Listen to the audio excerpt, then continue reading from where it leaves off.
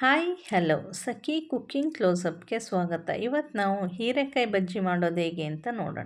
ಇದಕ್ಕೆ ಬೇಕಾಗಿರೋದು ಅಕ್ಕಿ ಹಿಟ್ಟು, ಕಡಲೆ ಹಿಟ್ಟು, ಕಸೂರಿ ಮೇಥಿ, ಅಚ್ಕಾರದ ಪುಡಿ, ಧನಿಯಾ ಪುಡಿ, ಓಂಕಾಳು, ಸೋಡಾ.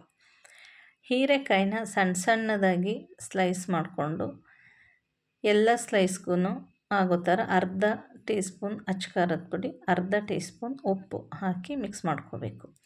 ಇದನ್ನು ಒಂದು ಸೈಡ್ಗೆ ಇಟ್ಕೊಂಡು ಒಂದು ಮಿಕ್ಸಿಂಗ್ ಬೌಲ್ ತೊಗೊಂಡು ಈಗ ಈ ಬೌಲಲ್ಲಿ 1.5 ಬೌಲ್ ಕಡಲೆ ಹಿಟ್ಟು ತೊಗೊಂಡಿದ್ದೀನಿ ನಾನು. 1.5 ಬೌಲ್ ಕಡಲೆ ಹಿಟ್ಟಿಗೆ 1 ಚಿಟಿಕೆ ಸೋಡಾ ಹಾಕ್ಕೊಂಡು ಈಗ 1 ಟೀ ಸ್ಪೂನ್ ಅಚ್ಕಾರದ ಪುಡಿ, ಧನಿಯಾ ಪುಡಿ, ಓಂಕಾಳು, ಕಸೂರಿ ಮೇಥಿ ಇಷ್ಟನ್ನು ಇದರಲ್ಲಿ ಮಿಕ್ಸ್ ಮಾಡಿಕೊಂಡು 2 ಟೀ ಸ್ಪೂನ್ ಅಕ್ಕಿ ಹಿಟ್ಟು ಹಾಕ್ಕೋಬೇಕು. 1 ಟೀ ಸ್ಪೂನ್ ಕಾರ್ನ್ಫ್ಲವರು, ರುಚಿಗೆ ತಕ್ಕಷ್ಟು ಉಪ್ಪು ಹಾಕಿ ಇದನ್ನು ಚೆನ್ನಾಗಿ ಮಿಕ್ಸ್ ಮಾಡ್ಕೋಬೇಕು. ಇದು ಬಜ್ಜಿ ಹಿಟ್ಟಿನ ಹದಕ್ಕೆ ನಾವು ಎಷ್ಟು ಕಡಲೆ ಹಿಟ್ಟು ತೊಗೊಂಡಿರ್ತೀವಿ ಅಷ್ಟೇ ನೀರು ತೊಗೋಬೇಕು. ನಾನು 1.5 ಬೌಲ್ ಕಡಲೆ ಹಿಟ್ಟು ತೊಗೊಂಡಿದ್ದೀನಿ, ಅದಕ್ಕೆ 1.5 ಬೌಲ್ ನೀರು ತೊಗೊಂಡಿದ್ದೀನಿ. 1.5 ಬೌಲ್ ನೀರು ಒಟ್ಟಿಗೆ ಹಾಕ್ಬಾರ್ದು, ಸ್ವಲ್ಪ ಸ್ವಲ್ಪ ನೀರು ಹಾಕ್ಕೊಂಡು ಗಂಟಿಲ್ಲದೆ ಎಲ್ಲ ಮಿಕ್ಸ್ ಆಗೋ ಥರ ಎಲ್ಲ ಕಡೆ ಚೆನ್ನಾಗಿ ಮಿಕ್ಸ್ ಆಗೋ ಥರ ಮಿಕ್ಸ್ ಮಾಡ್ಕೋಬೇಕು.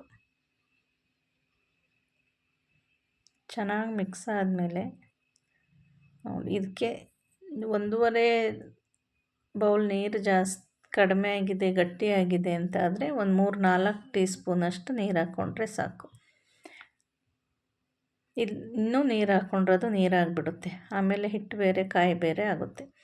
ಈಗ ರೆಡಿ ಮಾಡಿರೋ ಹೀರೆಕಾಯಿನ ನಾವು ಕಡಲೆ ಹಿಟ್ಟು ಮಿಶ್ರಣದಲ್ಲಿ ಅದ್ದಿ ಚೆನ್ನಾಗಿ ಬಾಣಲಿ ಬಿಸಿ ಮಾಡಿರೋ ಎಣ್ಣೆಗೆ ಹಾಕಬೇಕು. ನಾವು ಹಿಂಗೆ ಹಾಕಿದ ತಕ್ಷಣ ಅದು ಮೇಲೆ ಬರಬೇಕು. ಮೇಲೆ ಬಂದರೆ ಹದವಾಗಿ ಎಣ್ಣೆ ಕಾಯ್ದಿದೆ ಅಂತ, ಇಲ್ಲ ಅಂದರೆ ಅದಲ್ಲೇ ಅಂಟ್ಕೊಬಿಡುತ್ತೆ. ಹೀಗೆಲ್ಲ ಬಜ್ಜಿಗಳನ್ನೂ ಹಾಕ್ಕೊಂಡು ನೀಟಾಗಿ 2 ಕಡೆ ಫ್ರೈ ಮಾಡ್ಕೋಬೇಕು. ಇದು ಮೀಡಿಯಮ್ ಫ್ಲೇಮಲ್ಲೇ ಮಾಡ್ಕೋಬೇಕು, ಯಾಕೆ ಅಂದರೆ ಒಳಗಡೆ ಇರೋ ಹೀರೆಕಾಯಿ ಬಾಯ್ಲ್ ಆಗೋಲ್ಲ. ಇಲ್ಲ ಅಂದರೆ ಹೀರೆಕಾಯಿ ಬಜ್ಜಿ ರೆಡಿಯಾಗಿದೆ. Thank you for watching. ವಿಡಿಯೋನ ಲೈಕ್ ಮಾಡಿ, ಸಬ್ಸ್ಕ್ರೈಬ್ ಮಾಡಿ, ಫಾಲೋ ಮಾಡಿ. Thank you.